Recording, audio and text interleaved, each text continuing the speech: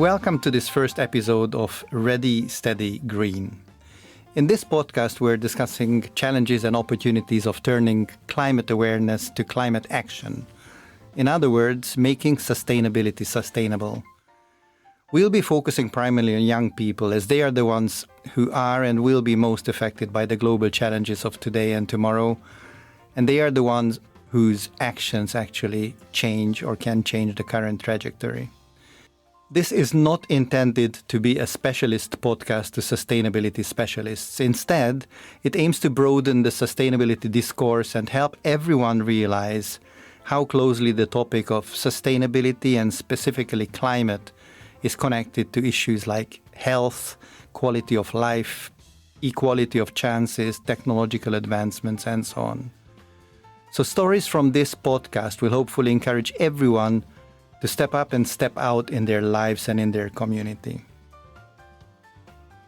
In this first podcast, I'm very pleased to welcome our first guest, Attila Schillinger, who is a strategic communication leader, educator, and consultant with a very rich interdisciplinary background across a range of areas and practices, including public relations, law, and conflict resolution.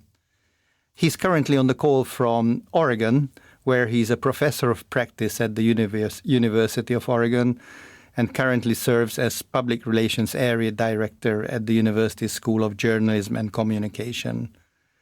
He's known for pushing curriculum innovation, embedding industry best practices and future-facing skills, and bringing sustainability to students in a range of areas. So, welcome, Attila, to our show.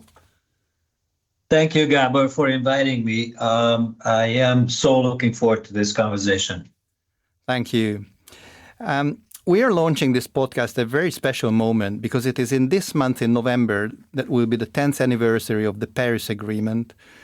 And also in the same month, we will see COP30 taking place in Belém, Brazil. So my first question to you, Attila, is that what we see on the one hand, that the vast majority of scientists globally agree that global warming and climate change are primarily due to human activities, primarily through the burning of fossil fuels. And very easily we can get to a point where there is no point of return from there, where easily we can get to the tipping point. So in your experience working with young people, to what extent are today's youth concerned or aware of these issues?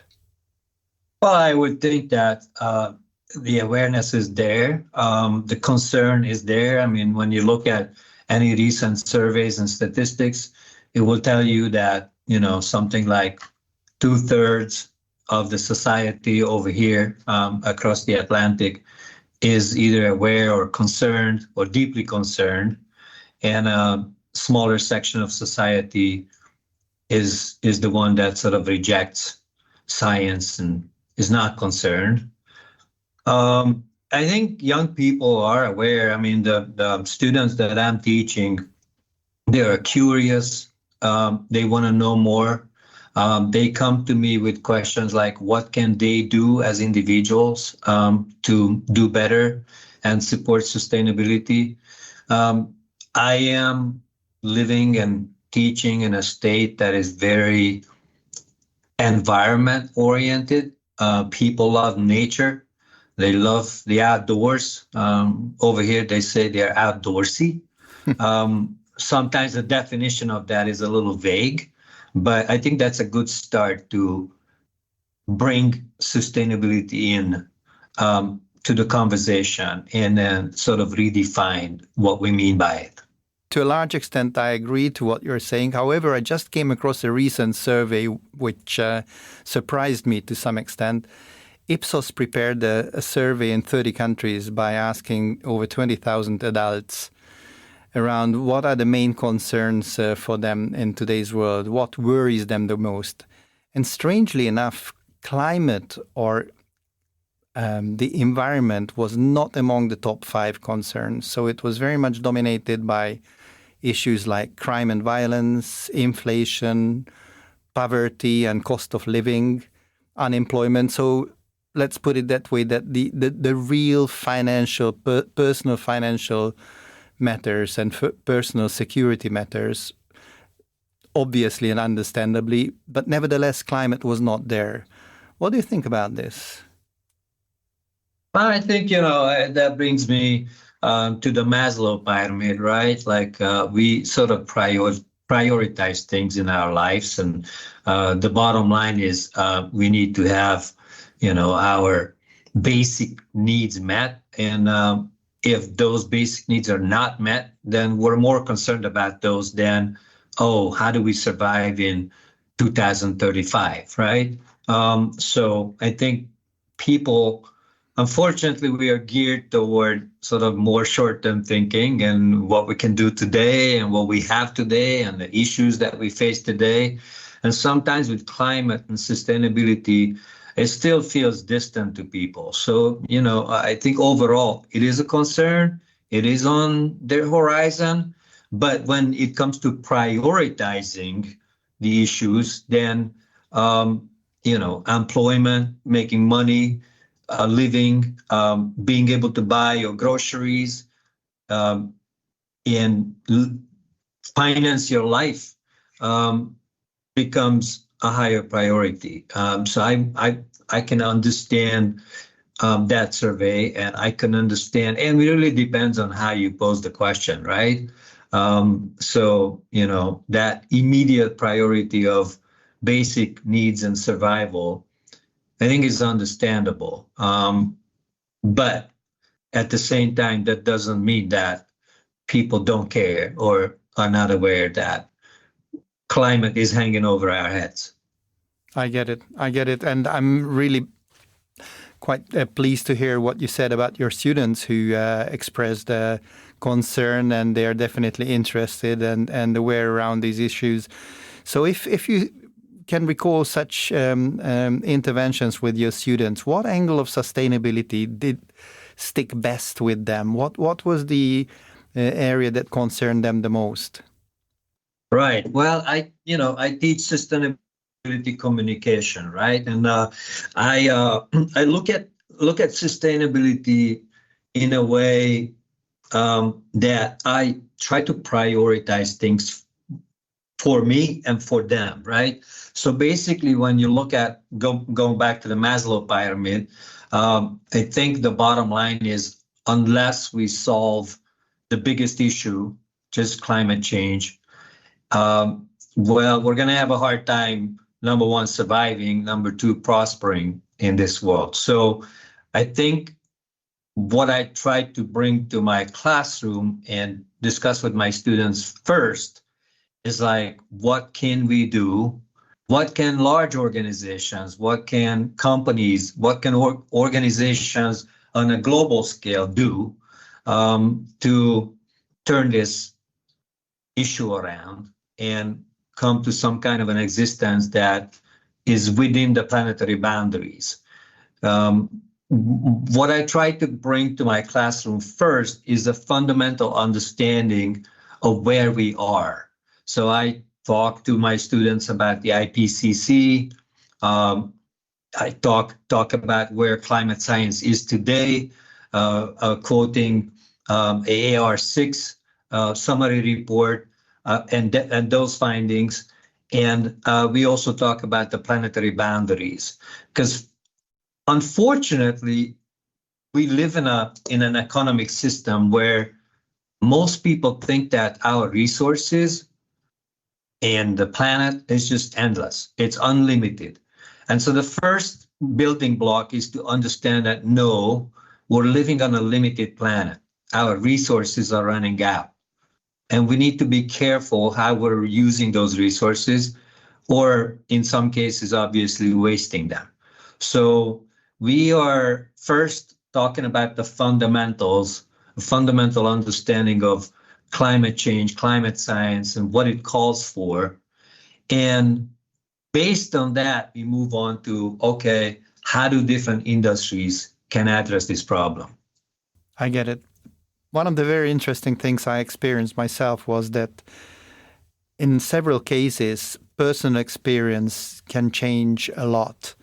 and seeing and even touching for yourself the dramatic changes that are taking place can fundamentally influence one's views.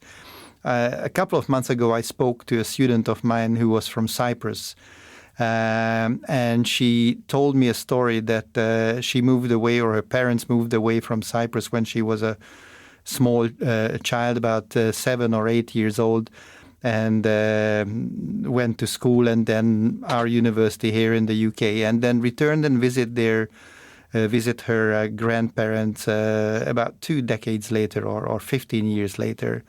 And she was shocked to see that the garden she remembered, which was full of trees, bushes, vegetables, fruit trees, and so on, it practically disappeared, and there was no water around, and water was brought from a distance to have a very small plot still operating. And when she started talking to her grandma, it turned out that winter rain or snow in some areas, it just simply disappeared. It doesn't exist anymore.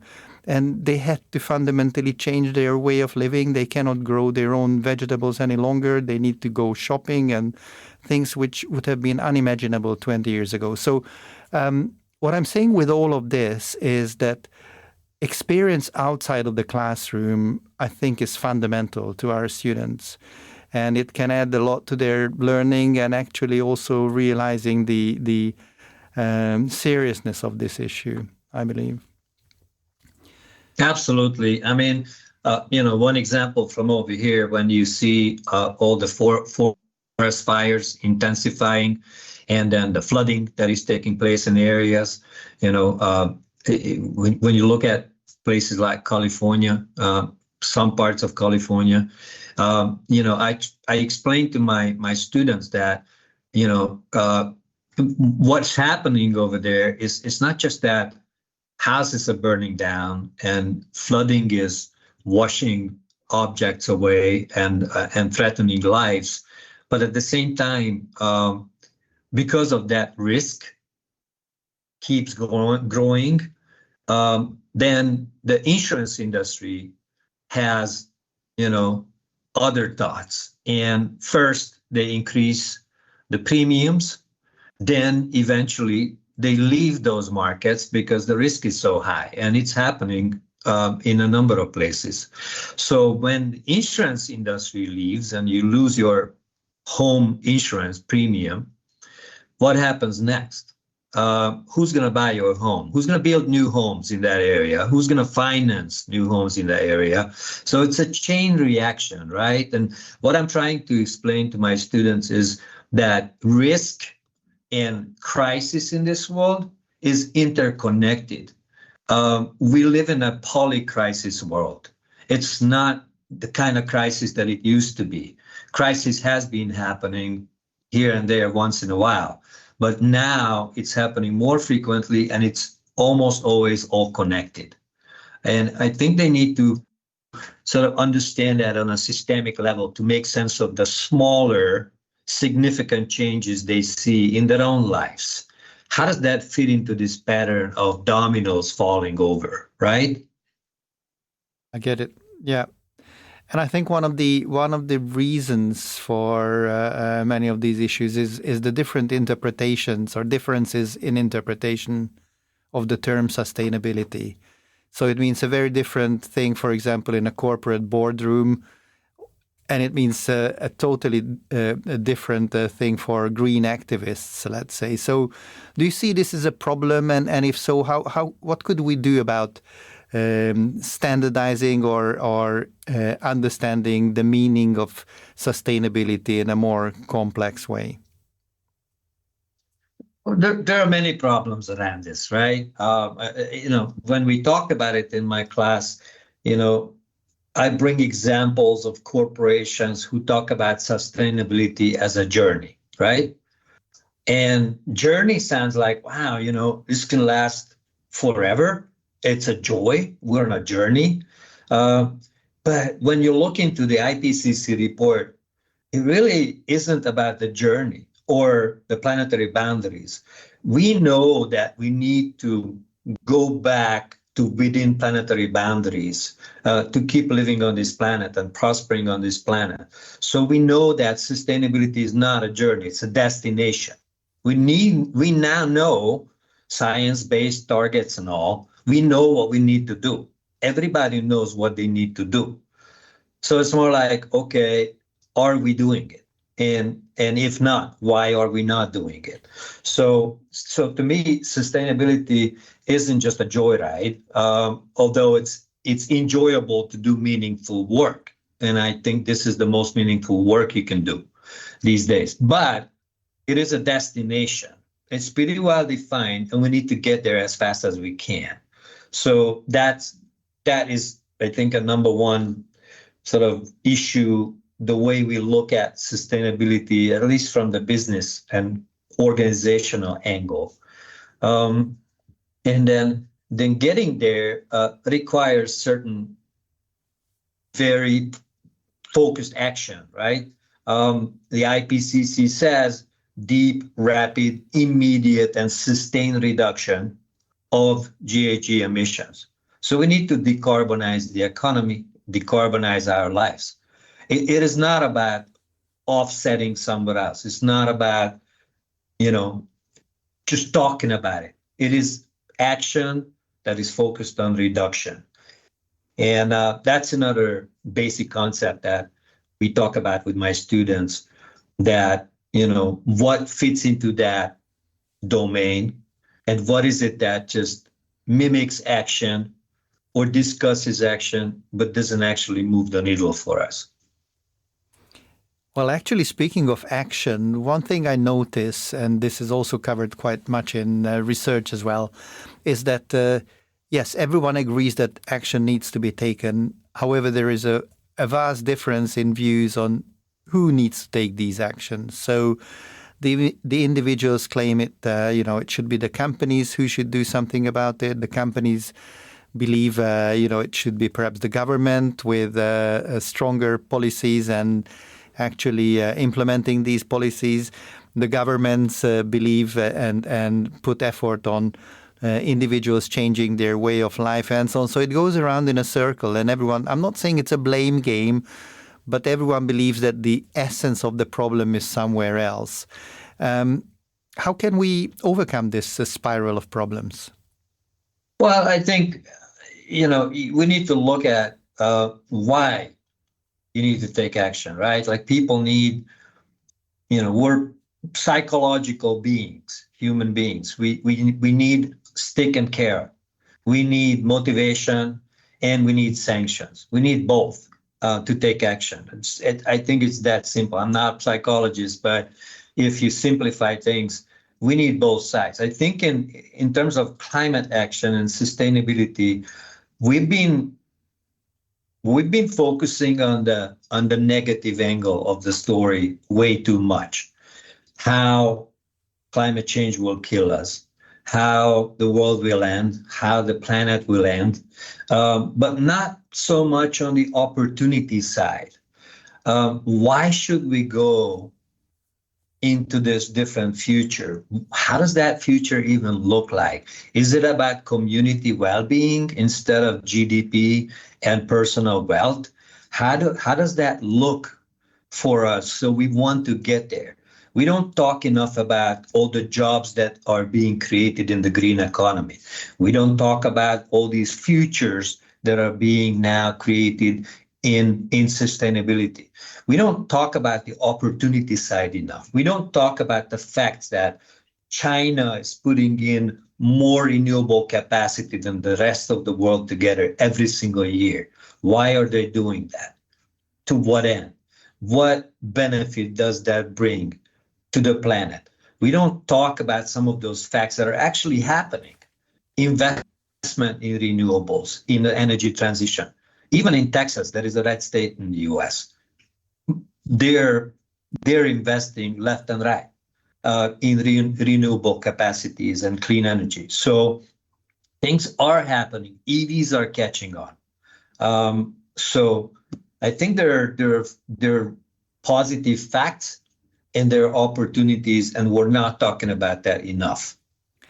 I absolutely agree. And I think there is a strong need for a positive story to be developed here and a positive storytelling, because let's face it, we all have had enough of, worries and concerns and anxieties. Many people had more than their fair share of these things. And instead of being blamed or criticized for, not cycling enough or not cutting back on red meat consumption and so on, which in themselves might be valid remarks. But instead of always saying what one should not do, we should be better in actually radiating a more positive future where it brings the benefits of a more balanced world, where one can see, for example, how climate affects the health issue, or how it affects the quality of life matters.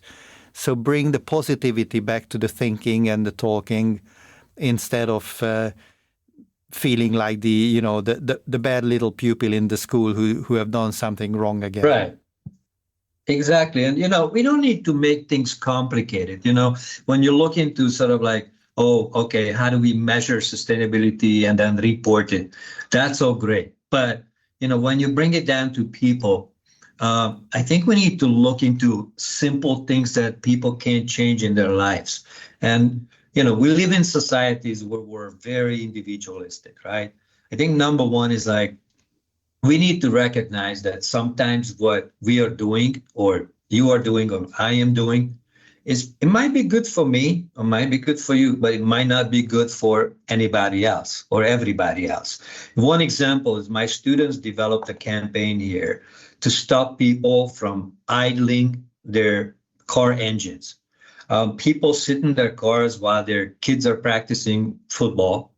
Well, they call it soccer here. But the car is like 15 meters in a parking lot from the field the kids are playing soccer. But the parent is sitting in a car and idling the engine while waiting for their son or for their daughter to finish practice. I mean, why would you do that? That might be good for you because it's warmer in your car in the winter, but it's absolutely toxic for the kids who are playing next to you, including your own.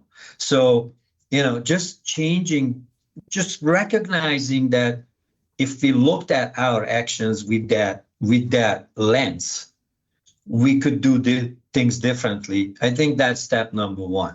And then, other things like moving from wants to needs.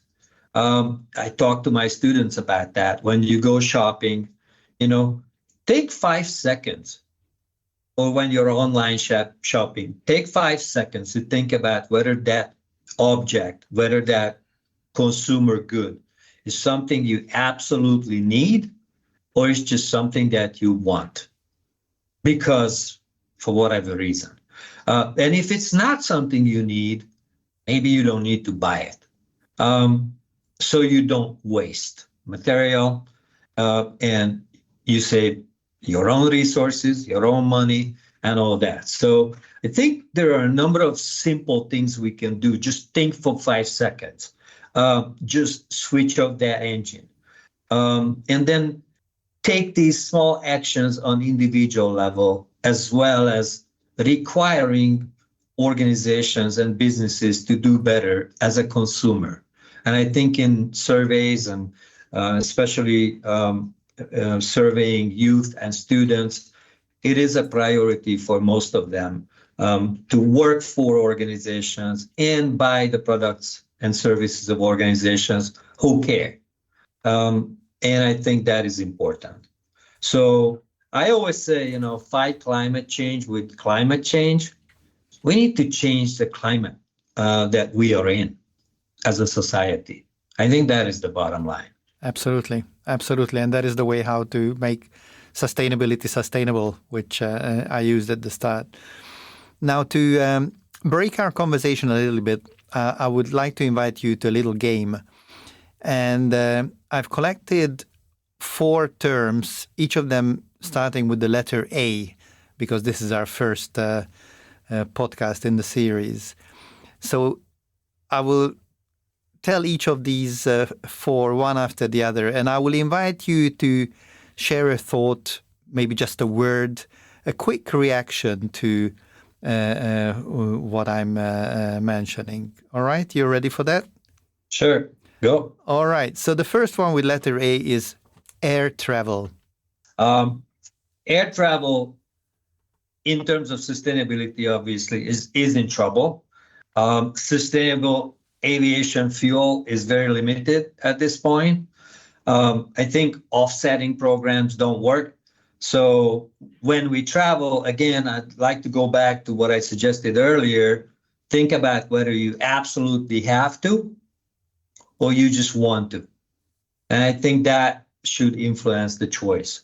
Air travel will not become sustainable anytime soon. So I think the choices are hard and harder at this point. Thank you. The next one is air conditioning. Air conditioning. Well, think about heat pumps instead. All right, fair enough. The third one is... Much more sustainable. Okay, thank you. The third one is activism. Activism. Well, that just brings to mind how activism went quiet in the last year or so. Before that, we've seen all kinds of action happening, soup and other things being thrown over art objects and you name it. It's interesting how activism took a backseat. But I think activism is an important element in sort of fighting the good fight. So I hope it will bounce back in some shape or form. Thank you. And I have a last one, which might be a little bit further away from the core meaning of sustainability, but I'm curious to hear your reaction. And that is the arts. Arts. Yeah. Well, arts, to me, it's inspiring and curiosity. So I take my students to the art museum on campus every single time I teach a course. It just opens your mind to a different way of thinking. And in some way, I think it's empowering and sort of pushes you to be more bold in your thinking. So the way I can relate that to sustainability, what art can stimulate is good for us in this movement. It is something we need in this movement. And then again, there are so many ways to express sustainability through art. You can see that everywhere in the world. Thank you. I really liked what you shared and some very, very good insights. Thanks so much. So I would like to come back now to a few more, let's say, heavyweight topics, if you like, and to pick up where we just finished. We spoke quite a bit about companies and what is the actual attitude in the boardroom and what is driving decisions there. And one thing that occurs to me now is the trajectory of the term and the practice of ESG, which, let's face it, 10 or 15 years ago was absolutely the key driving direction for any company influencing many of their activities in order to regulate and direct their impact on society, the environment, and so on. However, I see certain signs which indicate to me that maybe the term is fading and companies are looking for other driving guidelines or directions. Even if ESG is still big and the whole reporting system behind it is there and it's still very much in the mood, but it might be that the golden period of this term is over. Would you agree to this, or you think it's not the case? I really think it's a matter of packaging and language.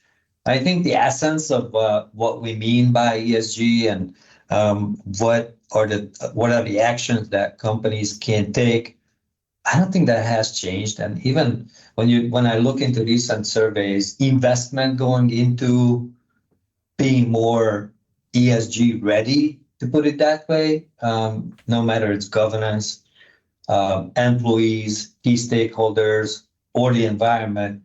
I think it is happening from what I see mirrored back to me through different surveys and conversations. So I think it's more about the language of how we name things and how we call things and how that makes sense to different people.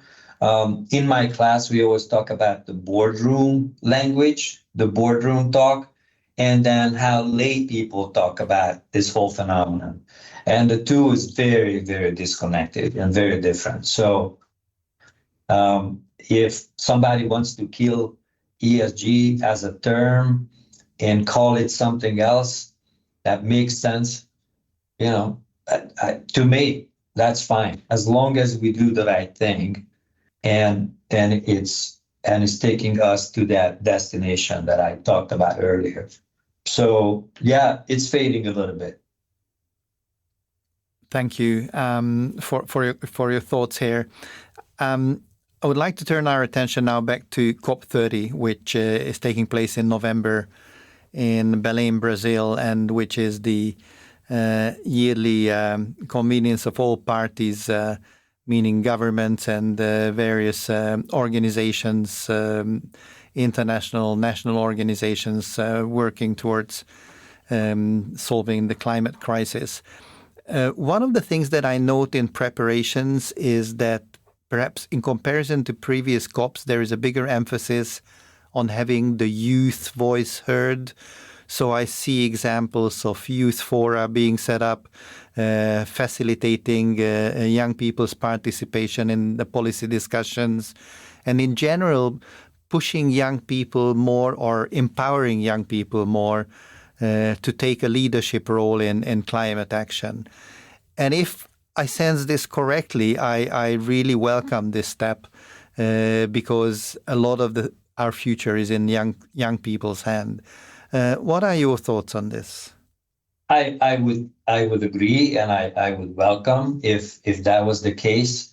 But I am very sort of disappointed with the whole UN-driven COP movement and how it's working. I think it's being taken over by lobbyists, especially from the fossil fuel industry. Somehow I don't see a healthy balance there in terms of representation of stakeholders, and I hope that is changing and youth is getting into sort of the driver's seat. But I am pretty skeptical about anything that is politics driven in this era. I really do think that leadership is missing, and there's a lot of conversationship, but there's not a lot of leadership. And so if youth can grab that opportunity and take over, I'd love to see that happen.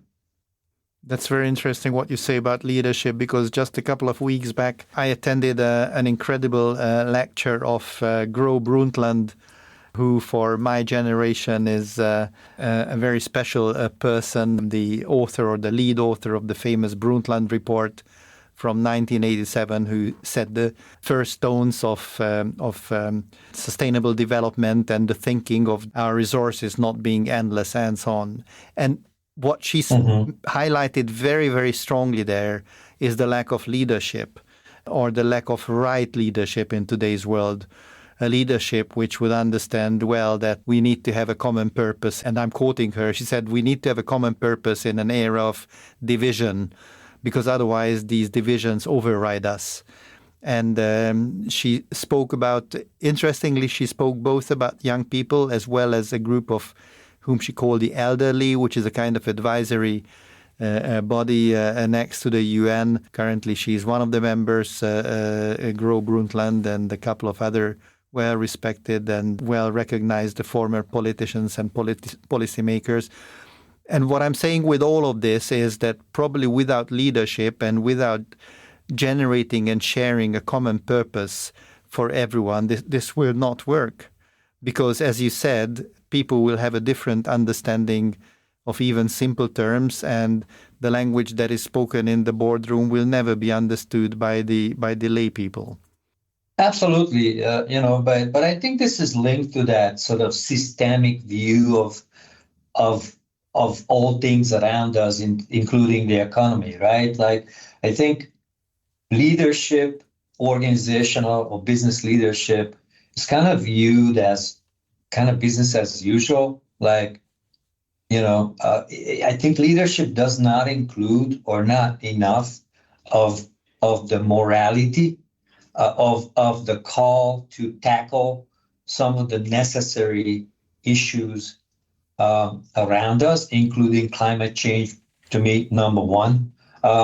So when I read about leadership, all this literature on LinkedIn or in studies, most of the time I stop halfway, because I can't see leadership being defined in the 21st century without that moral element, that you recognize that you have to take action on certain things. And again, for me, number one is, how do we tackle climate change? So, if the science is there, if we know the facts and we don't take action, I don't call that leadership. So I am a little bit disappointed with how that definition is not evolving fast enough to include this domain. I don't know. Would you agree? I'm not sure leadership in itself would be enough without the due consideration of the community views and community interests. I think it will not work. People will not follow a single person in today's world, with all the division, all the bubbles where we live in. I much more believe that leadership in combination with the power of strong communities can be the winning formula. What do you think? Absolutely. I don't disagree. I just think that leadership overall needs to be redefined. What do we mean by leadership today in this environment, right? That doesn't mean that there needs to be no followership, needs to be no community. The two, absolutely agree with you, goes hand in hand. But I think the definition of leadership needs to be expanded with this. I recognize the top issues and top priorities, and I feel an urge and need to act on it, and I am acting on it. I think that needs to be there. I for me at least, that's essential. In the meanwhile, I just looked up a recent research which connects, well, sadly, but it supports very much what you said about your skepsis around the COP30 or the COPs in general. And this recent research, which was actually commissioned by the UN, came up with three key findings when asking what people thought about these COPs. Well, asking those who knew about COPs at all. The first one was that people thought that they were conferences which were symbolic than being effective. The second one was that it represents that businesses are not doing enough. And the third one was, and this is the toughest comment, I think, and I'm quoting exactly, politicians seen as the biggest obstacle to meeting climate goals. So this again leads, in the direction of lack of leadership, having many politicians but not having leaders in place who would actually drive on this very complicated and winding road. Yeah. Yes, and when you show a simple chart in a class, the chart shows all these COPs happening after one another all the way until 30, and then carbon dioxide in the air increasing along the way. same rate. It's not decreasing, not going down, increasing. So, and when I listened to David Attenborough, that famous speech in a Glasgow COP gathering, he said that's the number we should be watching. That's the number we should be working on. Well, look at the number. So, if we had an effective organization on top and leadership on top, I think we would be doing better. That doesn't mean that we're not doing what we need to be doing, but that leadership is missing. And I think that's where we have this gap in terms of speed. And everybody's asking, well, are we doing enough? Are we doing it fast enough? With that leadership missing, and these top organizations kind of faltering in their mission, how do we collectively get there? That remains a question. Right. Actually, speaking of leadership, and you mentioning the name of David Attenborough, I mean, he is a leader, isn't he? In many ways, he's a leader not by his position or his, let's say, administrative role, but because of the expertise and the radiance and the impact he has on people's lives. So people like him or the recently deceased Jane Goodall represent so much what leadership could be in this area. However, I had a rather surprising experience the other day with a group of students, newcomer students, half of them from around the world, the other half from here in the UK. And in one of the induction sessions, I did share the picture of David Attenborough among some other people, and I asked for the recognition of each of the pictures. And David Attenborough was the lowest. Practically hardly anyone recognized him by face.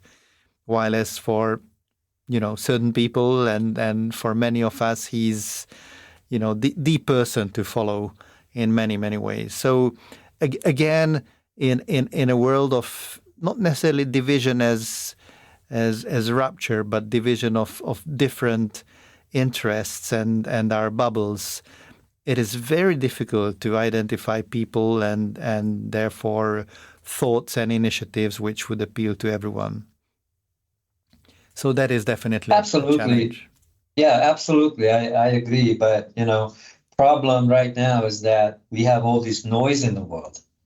And how do you cut across that noise when we have technologies and amplifiers built in that tend to amplify some of our worst tendencies? If you look into the research done by the Center for Humane Technology, they have discovered so many negative side effects of the technologies that we're putting in place, including social media, and now they're shifting their focus to AI. I just call it the amplifier. If we put in the wrong amplifiers and we amplify the wrong sort of set of behaviors, it's hard for that leadership and good set of behaviors to break through in this kind of noise and this kind of amplifier environment. And I wish we were able to change this to a more collaborative, more co-productive kind of space in terms of new technologies. So I have some issues with some of the new technologies that we're inventing and developing in these past couple of decades. Actually, it raises many, many concerns, or these technologies raise many concerns. One just recently, and I can't confirm whether this is absolutely accurate, but someone told me they claimed that one simple prompt on whichever AI engine requires 10 times the energy than simply searching it on one of the browsers. The energy needs and the energy usage of this new technology is we can't even imagine it. Huge energy parks being built for the sole purpose of feeding and providing energy to these AI systems, it's incredible. It is incredible.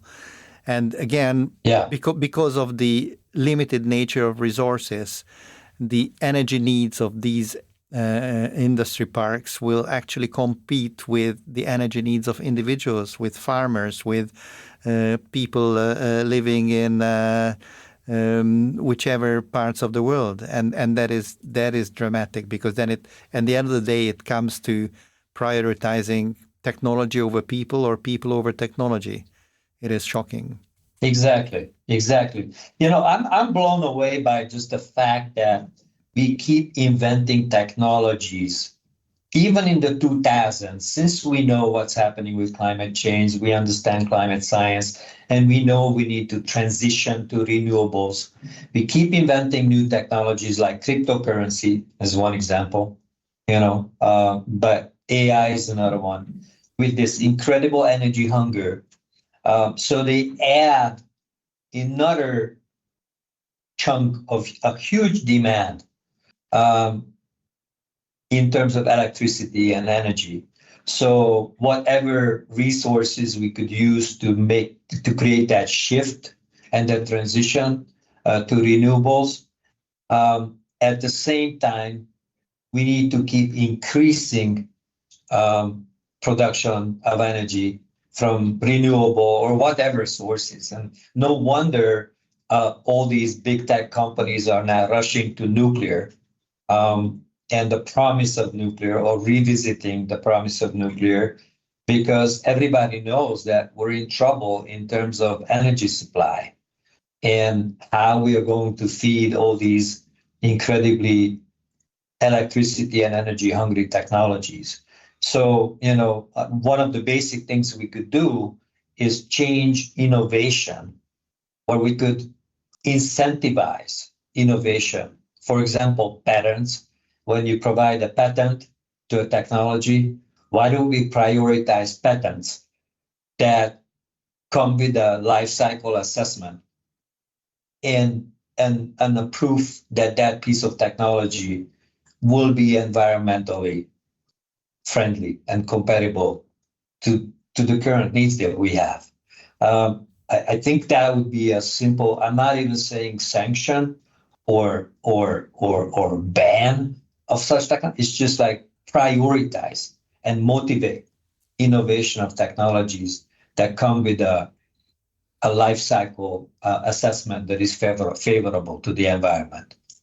And actually so this could work well if the government took a proper role there, because prioritizing or non-prioritizing is something which, needs to be decided through regulation or incentivization, whatever system you have, and not simply through what is viable in business terms or technological terms. So yes. With this in mind, I would like to bring our discussion towards the end, and perhaps end on a somewhat more positive note. So I have a few questions left, and they're resonating with what I shared earlier about the role of individuals, the role of businesses, and the role of governments. So the first one is, if we could do a little bit of daydreaming here, in an ideal world, what should individuals be doing if they want to act on climate change? What are, let's say, the top 3 things you would advise your students to do if they are serious about doing something about climate change? Yeah, I mean, number one, as I mentioned, start thinking about what you want and what you really need. Just a kind of a mind shift. Talk about climate. Join student clubs. We have a number of organizations who are acting on it and educating themselves on it. Very important. Change some of your habits. A simple habit is don't drive to campus. Bike or walk. Mind your emissions. Use something like Earth Hero, an app where you can measure your own emissions. Absolutely. And change your actions. Educate yourself. Read about climate science and understand where we are and what needs to be done. You can change your diet, stop eating all that meat and change to a more, if not vegetarian, but a flexitarian kind of diet. We have a supermarket here in town that doesn't sell any meat products anymore. They stopped doing that. Are they doing some good time business? ago. And they are doing an amazingly good business. So, and they also owned by a purpose trust, which is kind of a new thing in terms of ownership. That their purpose is sustainability, and then they basically put that sustainability purpose into a trust, and all the shares are held by this trust in the organization. So that purpose cannot be changed in the future. It can be changed by any new owner. It's an interesting new approach to ownership in the world, and a number of organizations are moving that way. So I see a lot of positives on the horizon, and a lot of positives we can do individually. When we talk about with my students all the time. I love this example because it also resonates with what we discussed earlier, that you cannot operate any longer with negative messages only. It will not work. People turn a blind eye on that. But instead, a company or a store bringing up all this offering, which is strictly plant-based or non-meat-based, and suddenly doing good business, it's the best and beautiful example for this being a valid proposition. All right. The next question I have, and you already covered this somewhat, is would you have any advice to businesses in terms of what they would need to do or they should be doing on climate change? Obviously, it's very difficult to talk about businesses in general because each and every business is different, their size, their field of activity, and so on and so on. But nevertheless, in overall terms, is there any change profit-oriented organizations would need to make? Absolutely. I think, sometimes we don't look at the governance side, but I think it's important to have a sort of proper representation in terms of people who understand sustainability and understand ESG, not just in terms of data and reporting, but some of the actions you need to prioritize if you want to reduce your risk and impact as an organization. So having that represented on the board and in the leadership of organizations is important. Whether you get those people from outside or you educate your own, I think either way, you can get there. You can get there fast. But I think governance is important because otherwise things will not move. Then, bringing your employees along, as some of the largest brands are calling it, capacity building within the organization for sustainability is also very important.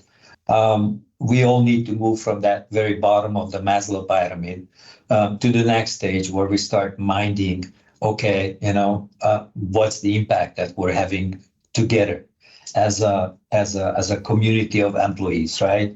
And then, of course, if I look at it from a business angle,